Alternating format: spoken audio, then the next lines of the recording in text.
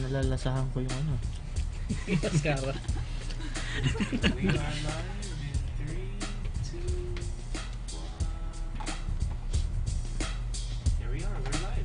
All right, we are live. Good morning, everybody, and welcome to On the Spot 947, where we sit down, we have a little chat, a little afternoon, or if not this, in this case, morning tete-a-tete with some of the biggest and most talented names in the industry, or for those who equally would want to change the world through their art. Now we have for today the members of LCBD. No, they are not a government agency, but an acronym for Los Compadres Del Bigote. Yes. Good morning, good morning. Good morning. Welcome to Mel 947. It's always a joy to have, fun guests like you. While the group is essentially a duo, but we also have, I think, other members of LCBD of the ensemble joining us today. Glad you all could make it. So, roll call muna tayo. Now, as far as I know, unless may surprisingly additional 10 members, but the duo is comprised of Richmond. Yes. Yeah. Hello. Richmond Montilla. You call yourself Ichiboy, right? Oh, And screen name. I know, screen name. I'll ask that about screen name later. JP or John Philip Bautista? Yeah. Yeah. So JP, your initials are, John, but for Richmond, Ichiboy, saan ang galing yan? Where did that come from? Kasi daw nung bata daw ako sabi ng kuya ko. That's not a nervous tick that you have when you're on stage, diba? Nangangati ka bigla pag kumakanta. Actually, sa pagkain daw. Yun ang napansin ng kuya ko. Pag daw nasasarapan ako sa pagkain. Ano kwento ko ba sa inyo? Kamot daw ako ng kamot. Tapos sabi ng kuya ko sa nanay ko, ba't ba ganyan yung batang yung pangalanan nga ng Ichiboy yan? Iyon ang story. So in short, stay away from seafood. No crustaceans for you today. All right. So with this duo, do both of you, when you are on stage, do you both take a personality, or is it just really your normal selves and you just happen to have a mustache? What's the thing with you guys when you perform on stage? Ayun, kapag nagpe-perform kami, sabi nila, scripted ba to? Scripted ba yan? Wala talaga. Sobrang, kung ano yung nakikita nila sa stage kapag nagpe-perform kami, yung kulitan with the band sa amin dalawa, ayun yung sobrang natural namin kapag jamming, gumagala or what. Yeah. Wala, sobrang natural. Kaya siguro mas tumatak doon sa mga followers namin na, ayos to, ang ganda ng kantahan, tawanan pa tayo. Tapos, legit kasi mas sincere yung tawanan kasi alam nilang mas totoo. And then yung sa istorya naman na itong bigote na to, kaya nabuo. Ito yung ginawa namin for this guys. Kailangan namin mag-disguise. Kasi kami ni Ichi, part kami before ng Philippine Madrigal Singers. World-renowned choir. So, sobrang nare-respeto ng lahat. Tapos kami, dahil makulit kami dalawa, and then gusto namin mag-cover ng mga OPM songs. Parang natakot kami na baka masira namin yung group. Yun. So gumawa kami ng panibagong identity ba ng duo namin. Sige, mag-disguise na lang tayo para hindi makasira. So, pero As mukhang... if naman yung may kilala. Well, you're wearing kind of like stark glasses, so medyo okay pa. Medyo. Diba? Medyo kayong pula yung shades para... Gusto ko nga yun para medyo... And just say, ma-artista and natin. just say Edith. Wow! Nanood na sila. Okay. So, apart from you guys being a duo, you would also need a talented ensemble to complete and also maybe to justify the use of compadres. Kasi pag compadres, you have to be more than two. Diba? So, do we have Ian on percussion with us today? Wala siya ngayon. He's not today. So, who else do we have? Hand in the camera. Yeah, I'm Martin. I play the bass with the band. Or Marts. Marts, Martin. Marts. Okay. Short name. And then we have... Ako naman si James Gazamin, lead guitar sa banda.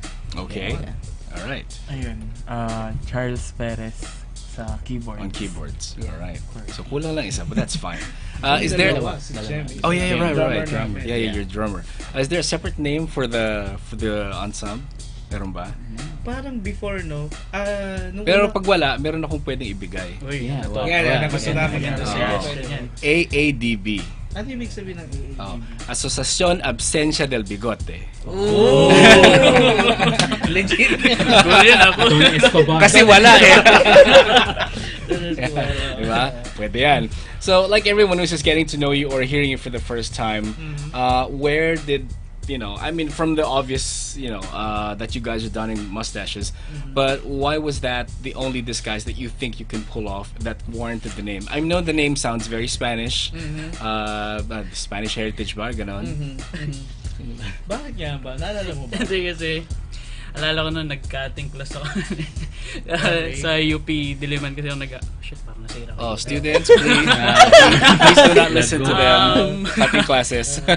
Wag tularan. Wag. Pumunta ako sa kanila para para mag-relax kasi sobrang toxic na nung parang Hell Week yata sa UP. Sabi ko, kailangan kong mag-relax, kailangan kong mag-unwind. So punta ako sa kanila para mag-cover kami ng kanta. And then, disguise tayo, baka masirang natin yung group. And then, ang gamit lang na nakita namin nandun ay electric tape. tape to eh. Yung So, simula nito, electric tape. ginupit lang namin siya and then sinuot namin and then anong name? Spanish, Los Compadres Mexicano, Del Bigote, Spanish, pwede na yun. Spanish, Okay na pwede yun. Tapos ang nakakatuwa nun, yung unang Spanish name na ginawa namin, Los Compadres Del Bigotes. Oo. Tapos nung nasa tour kami, nasa Spain kami, pinakorek namin sa friend namin, Spanish friend namin. Right. More authenticity. Oh, Yeah. sabi, tama ba Gagamit to? ka na lang. Diba? Oops, parang mali. Tapos eto, tinama nila ngayon. So, sure kami ngayon na tama yung Tama, grammar tama. namin dyan. Ah, good. Kasi mahirap na, di ba? On stage, you're introducing yourself and then up comes a grammar Nazi and saying that mali yung gano'n yan. Tapos dinamay na namin yung mga nguso nila sa bigot. Damay-damay. Damay lang. That's fine. Since you both sing and you write your own songs, I wonder, did you ever think about what kind of, how would you want to be perceived? Do you want to be perceived as, let's say, comedians who sing or singers who do comedy? Actually, ang goal talaga namin ay i-promote ang OPM. Mm-hmm. Nagkataon lang siguro na yung kakulitan namin ni Janjan ay lumalabas, natural. Mm-hmm. Tapos sobrang swerte pa kasi nakachamba kami ng bandmates, nakapareho namin ng kakulitan kasi. So actually yung comedy namin hindi siya something scripted or written. Mhm. So kung ano yung situation, doon ang gagaling yung comedy. So kind of like you can also pull from your own personal experiences, personal Yeah. boo-boos. Yes. So, plus of course, sinusubukan namin na magkaroon ng OPM, rendition ng magandang rendition ng mga OPM. Tapos sariling arrangement Mhm. song, original songs namin na buong banda ang nag-a-arrange talaga. Alright. Now, Richmond, JP, you were both part of the Philippine Madrigal Singers, as you said, before embarking on this duo. How was it like to be part of that distinguished group? Sige, sige. Masaya. Kasi ako sa part ko, simula bata pa lang, pangarap ko. Pangarap na And then, yun na, kasi hanggang sa natupad siya, and then nakapag-perform ka around the world. So, parang bilang buhay performer, alam mo na yung kung paano makisalamuha. Mhm. Parang alam mo na yung kiliti ng bawat tao na nasa harap mo, kung paano babasahin, kung paano mo sila patatawanin, pasasayahin. So, ang dami naming nakasalamuhan na iba't ibang tao. And then, kapag hindi mo kasi lahat mapi-please, di ba? So, Mhm. pero ang nakakatuwa, halos lahat ng nakasalamuhan namin, parang gumagaan yung sa amin, pakiramdam ba. So, nakukuha namin yung kiliti nila. So, sobrang napakasaya mag-perform with the Mads before. Mhm. And then, naggawa kami ng Los Compadres and then, ganun pa rin yung trato nila sa amin at nabibigay pa rin namin. Nothing's really changed, in short. So, How long were you guys both in the Mads? 4 years din, no? 4 Wow, years. tagal. But is there like a limit to the tenure to becoming a member, or like after 5 years, sige, new batch na, or have to change? Is there anything like that? Wala naman. Parang as long as you can commit. Nagkataon Okay. lang na kami ni Janjan, sorry, meron kaming mga dapat nang gawin o Mhm. gusto nang gawin. Mm-hmm. Kaya na hindi parang gustuhin man namin magstay ng matagal. Kailangan ng mas madaming oras para sa Okay. mga bagay na yun. Ganun. Is there any, like, just curious, any kind of rituals that the Mads would do before performing on stage? Like, some artists would, obviously they'll say a prayer before they go on stage. Some people would not like to talk to anyone for one entire day. Celine Dion is one of them, and some Broadway performers would do that. So, what do you guys do before you go on stage and you start? kwentuhan, Usual. daldalan, Buffet. buffet, kain, no. Actually, yun nga yun. Before and after. Kung pwede lang Kailangan during namin eh. ng No? masarap na merienda para Oo, may ilabas sa boses. So far, walang nagkaka-food coma on stage after the buffet while performing. Wala na. So, Richmond, do you come from a musical family? Like, where do you think the love of music came from for you? Hindi talaga musical yung family. Pero si Ate Risa, sabi niya, sa kanya daw ako nagmana. Kung nakikinig ka ngayon, totoo ba yan? Hindi, pero feeling ko influence din ng environment. Kasi nag-start akong tumugtog ng music as a drummer, sa drum and lyre. Grade 3 pa lang eh. Oh. Tapos hanggang graduate ng grade 6. And then pagdating ng high school, doon ako nag-decide na okay na yung gita kay Isa Sigera and Big Soto, magigitara din ako. And then na-involve ako sa high school choir. Hanggang sa pinangarap na mag-mads nung high school. Yun na, tuloy-tuloy na. Hindi na nawala yung love for the band and sa choral music. Is that the same for everyone else? Like for you, JP, is that the same? Like, Sa akin po parang pressured yung sa akin kasi family ko both side kasi musician. Sa mother side puro singers and then sa father side puro musikero. So may joke sa family namin na kapag di ka marunong kumanta, ampun ka. so that's gotta hurt. and then ayun, so pressure ka, kailangan mag-rehearse. Hindi naman.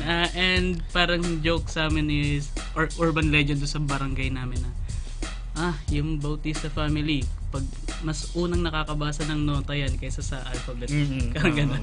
So, ayun, doon nagsimula, doon inspiration rin yung dad ko. And then, ayun, hanggang sa nag-improve. May talent and in-improve mo pa. So, masaya.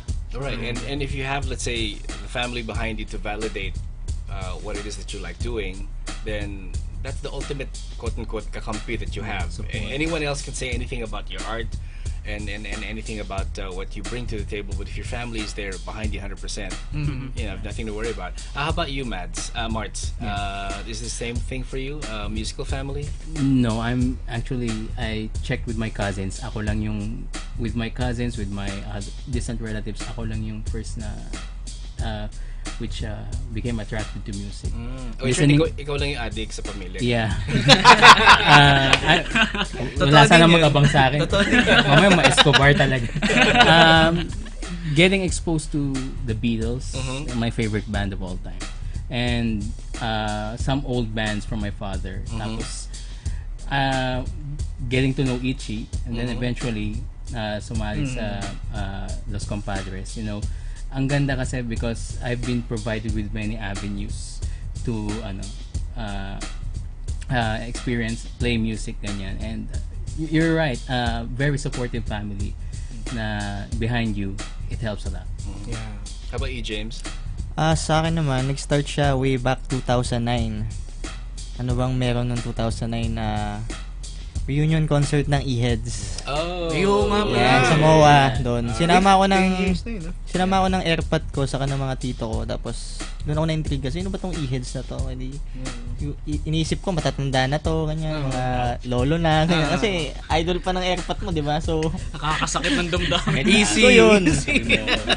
Sumama ako, so nanood kami. Dumating kami mga last 5 songs ng Heads noon, tas last 5 songs. nasa likod lang kami. Tas pero nakikita ko noon that time si Raymond Marasigan na tumatalo na drums. Tapos yun na, doon ako na-starstruck na, sila pala kumanta ng mga kantang to. Yan. Alam ko to, kinakanta ko to nung high school. Tapos sila pala. Tapos yun, kinabukasan, doon ako nagpabili ng gitara. Tapos kinakanta ko na yung kanta nila, mga Huling El Bimbo, Harana, and di ba pang greatest hits ng Heads, syempre. And yun na, doon, tapos high school, doon na. Pero sa family, ako lang din talaga naligaw na music kasi more on military yung family namin. Pwede, drum and bugle corps. Parades. Tapos yun, high school, doon na napag-desisyon na i-pursue yung music din talaga. And yun, doon ako napadbad sa UP. So, pare-pares kami nila Ichi Boy and Jan na taga UP Diliman College of Music. So, yeah. Right, last. Ayun. Sa akin, yung parents ko pareho silang kumakanta. So, yun. Baka daw naman. At saka, ako sa family namin, ako yung nahilig sa tumugtog ng mga instruments. Ganun. Good. Tapos, Nice. Aw. All in the family, as they say. And, because it is a Throwback Thursday today, I was wondering, what's your favorite memory that's related to music? Yan, umpisa tayo dyan pag ganyan. Ikaw naman. 5, 3, 2, 1. Wala na, nabenta na. Ano nga ba? I don't know, maybe like the first song that got you into buying maybe a CD, or the first artist that you saw that you felt, if they can do it, then probably I could too. Any memory? Oh, pass muna. Okay, Ako muna. sige. Ayun nga, bukod sa heads, dati, bumibili akong CD ng 2001, 2000, mga pinsan ko, Westlife! Yun! Hey, West. Uy, Concert darating pala sila. sila, yun. Ayun. Nood kayo. Kaso hindi ako makakanood, so, ayun, sayang. Saklap. Yun, Westlife dun, siguro dun din nag-start yung hilig ko sa music din, yung mga kanta nila, yung mga greatest hits nila, and kasama yung mga pinsan, kakantahin nyo, and ayun siguro, and yun nga, yung nabanggit ko kanina about sa e-heads, sila talaga yung nagmulat sa akin, and yung ibang international artist naman, yung mga Guns N' Roses, Led Zepp, and Guitar Hero. Guitar Hero days. Okay. ayun siguro. Sige, mamaya bigay ko yung email address ni John Mayer, tapos pag-usap kayo, ha? May ganun eh. Kung pwede lang. Tropa naman yun, tropa. Tropa yan. Wow, friends. For me, still, the Beatles. When I saw Paul McCartney, nag-concert siya sa back in the US tour niya, 2002. I saw that DVD, sabi ko, wow, he can play everything, anything. Sabi ko, keyboards, bass, especially the bass. That's when I saw him, parang sabi ko, wow. Ganyan.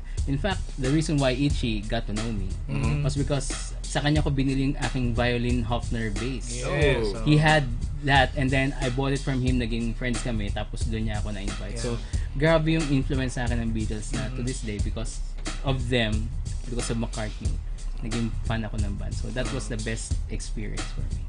And since yung bass ngayon nasa iyo, pagpunta mo sa bahay niya, anong nakikita mo doon? Actually, sinasabi niya lagi sa akin, Stradivarius na ba?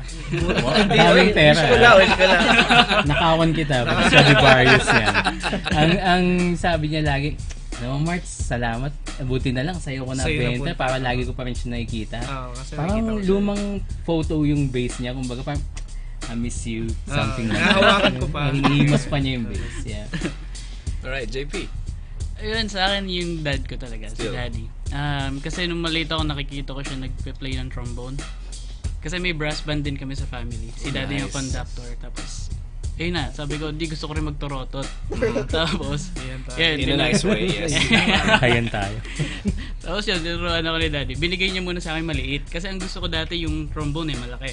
So hindi ko di pa abot ng kamay. So binigyan ako ni daddy ng trumpet. So binili niya ako, and then yun na, trumpet na ako simula college ako, nagka-trumpet pa rin ako kasi may band kami. And then dala-dala punta ako sa singing. And pag music lover ka talaga, kahit saan ka mapunta, basta related sa music, kahit anong genre, may in love ka talaga kapag inaral mo. So, ayun, basically doon talaga nag-start kay daddy. Alright. When you guys write your music, what comes first? Is it music first, or lyrics first, or sometimes, at the same time? Iba-iba kasi lahat kami nagsusulat din ng kanta. Yeah.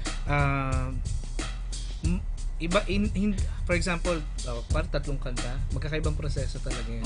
Pero sa akin, mas nag-work na gitara muna, meron kang riff na tutugtugin, and then magkakamap ka ng melody, tas ng tamang lyrics para doon. Tapos magugulat ka, tapos na siya. Ganun yung process. Yeah, I mean, if you're really inspired and you're, as they say, in the zone, sometimes in like 10 minutes, tapos you're done in 10 minutes. Or something. Minsan mabilis eh. Yeah. Sometimes may isip ka na, parang bigla kang mapapatingin, wow, may naisip akong tune eh. Kami naririnig ka. Minsan yung ginagawa ko is usually record ko muna with my voice and Right. and then on your phone. I use the guitar or ganyan, then saka ko siya lalagyan ng lyrics. Yeah, these days, music and movies, they exist side by side and as a kind of product that is consumed as a whole. And most of the movies these days involve, admit it, superheroes and metahumans. So I was wondering, what superpower would you want your character, if you can embody a character, what would you want your character to have and why? So like, within the group, diba? So within the confines of the group, pareho kayong lahat may bigote. What do you think your superpower would be? Kaya ako natatawa kasi matagal ko lang napag-isipan yan eh. Pinag-usapan namin dyan. Medyo kadiri lang, okay lang ba? Teka, pwede ba sa bata? Hindi kasi naisip ko dati yung mga kausuhan ng X-Men. Ano ba sa English ang plema? Okay. Gusto Alright. ko, yan. Gusto ko maging taong gano'n. Lagi yung sasabi kay John gano'n, para pag gano'n, pag sinapak mo ko, Mandidiri ka. Actually, the X-Men do have a foe that's they call them the Blob. So Ayan! Tama, parang gano'n. baka magkakilala kayo. How about you, JP? Ako ano lang, kasi siguro sobrang fan din ako ng One Piece. Mhm. And then sobrang idol ko yung isang character doon, si Sanji. Yung cook nila. Hindi, di ba yun? Gusto niya maging invisible. Okay, so invisibility. Yes, para Alright. biglang mawawala ka na lang. Gusto mo nang mawala. May problema ka na. Okay. Wow. Okay, we can roll with that. You can, pasok ka ng mall, closing hours na, pero ikaw na lang naiwan. Di ba? Mismo. Pwede yan. Alright. Marts? Yeah, probably I like the Incredible Hulk. Okay. Kasi, What, the talking one or the non-talking? a lot of people hated the talking one, but I loved him because he's more reasonable. Yeah, Kumbaga, parang exactly. I like Banner when you talk to him, no? Parang he's a funny guy. Pero it really doesn't matter. Gusto ko rin yung nagwawala minsan. Yun ang babasag lang ng kung ano. Parang yung tipong, Selective. pag may halimbawa mabagal maglakad sa harap ko something. Or if you're driving, yung mga nasa kaliwa pero kakanan tapos kakanan kakaliwa. Yan. Wreck. Next, James. Ako naman, gusto ko lumipad. Okay. Para iwas traffic, lalo na dito sa... Mismo. lalo na EDSA. Diyos ko. Dala mo pa yung kaninang nangyari sa'yo. Ayun, makalipad para makapunta sa gusto kong puntahan in an instant. Yan. Yun. Yun, last. Yan, sa akin, yung kay San Goku, yung nag-teleport. Super Saiyan. Teleport. Instant transmission. Teleport Instant siya transmission. para from Bulacan to Talagang tumanila lang ang ginol mo. Napaka-practical nung ano. Tama. Bakit hanggang ba't hanggang Bulacan? Layo mo na, di ba? Mag-Paris ka na. Oo. Unahin mo na muna Disneyland. Manila talaga eh. Bulacan lang talaga yung gusto. Saka Manila. Short range. Yun lang, short range lang. Bulacan to Pampanga. Pampanga to. Pag lumayo, sablay na. Sa Pampanga ka. Well, at least that's a practical power when you think about it. Oh, goodness. Before we wrap this up, I was wondering, you say that you'd also do covers. Which artists do you usually cover the most? Parang sugar free. Hindi tayo nawala ng sugar free. Apo Hiking. Mhm. Paborito na.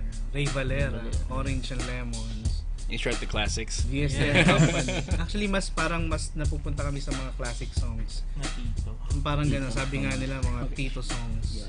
Tito Ichi. Mhm. Mga pamangkin ko nga pala. Sorry. Oh boy. Is there a page that anyone can go to listen to you guys or see you guys perform?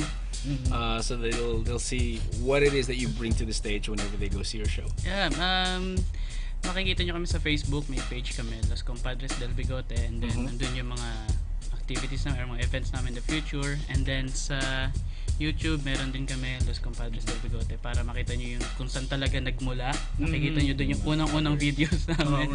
And then sa IG, Los Compadres Del Bigote. Tsaka promote na natin. Guys, While you're here, yes. sa August Thank you. 24, sa Fernandina 88 Suites sa may Cubao, sa tabi ng Alimol. May live concert ang LCDB. Ang title ng concert natin ay Siyempre!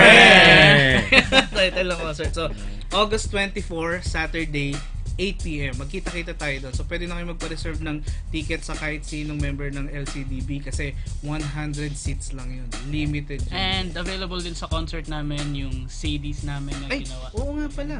Meron tayong CDs. Ay, nasa bag ko yun.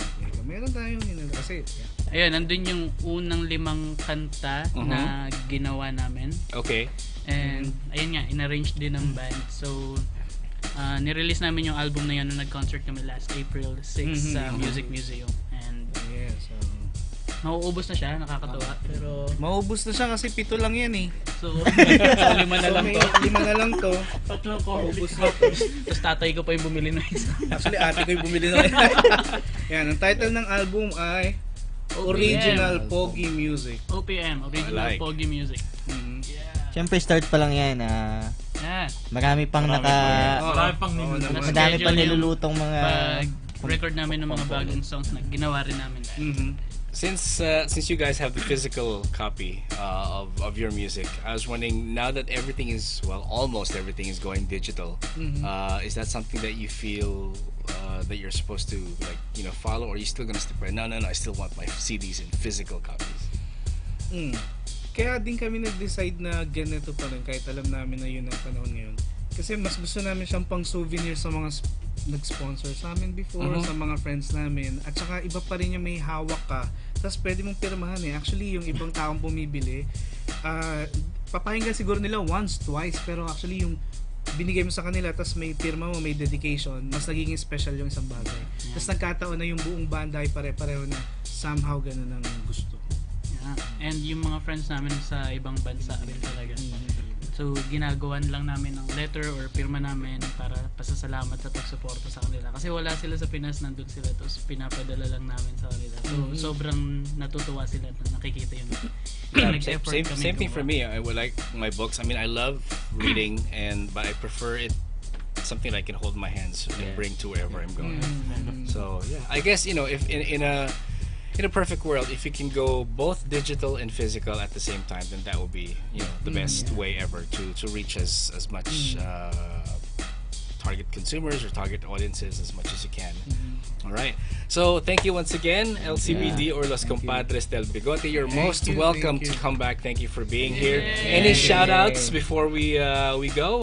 Ayan, siguro na ako. Kasi ate ko, kanina pa yung bad trip. Di ko ba daw binabate? Ate Lisa, sa Chaong, Baliwag, Bulacan, tsaka yung mga tropa mo, elementary classmates mo, hello sa inyong lahat. Ayun lang. Sana nandito nga. Dapat nandito. Actually, may pero specific na bilin pa nga si Riza. Oo nga sa amin Sabi niya, din her entire barkada is tuned in. She says, mga bibe and alimango ng Crabibe University. It's like, what kind of university is that? Grabe, no? Principal ba si SpongeBob? I don't know.